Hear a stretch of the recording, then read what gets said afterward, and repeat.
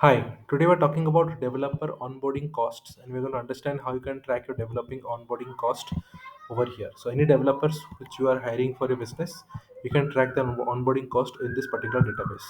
So what we have is a database where we have listed out the developer details and the related cost like the laptop cost, the license cost, training cost, onboarding cost and everything associated with that.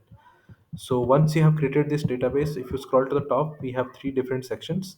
We have the onboarding pipeline, which shows if the onboarding is done or in progress or has not been started.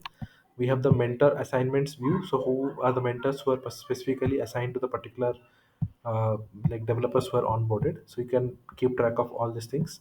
Then we have a costs breakdown. So all the costs which are being incurred, they can be broken down by, we have grouped this as per different roles. So backend development and front end development have two different views, and you can see the particular expenses over here. Okay, so this is particularly showing the summary of all these things. Let me put it on count all.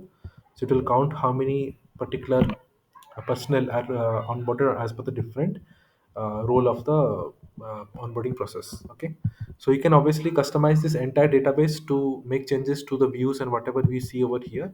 This is just a sample database and the sample summarized view for a use case. So besides this, I also want to talk about a new tool, PDF Output. PDF Output is a tool that can help you generate documents in bulk. It utilizes a Notion database to help you generate documents in bulk. So you can click on Create PDF, and there are two modes: single PDF and multiple PDF. Under single PDF, you can utilize a Notion page to generate the PDF document. Under multiple PDF, you can utilize a Notion database which generate bulk PDF documents for a use case. You can go under both the modes to understand more about the process. I have added the video demonstration for the same under each of the mode to understand how this works. But you can utilize this tool to create bulk invoices or contracts utilizing a Notion database for a use case. So this is quite a handy tool for a use case. Make sure you check it out.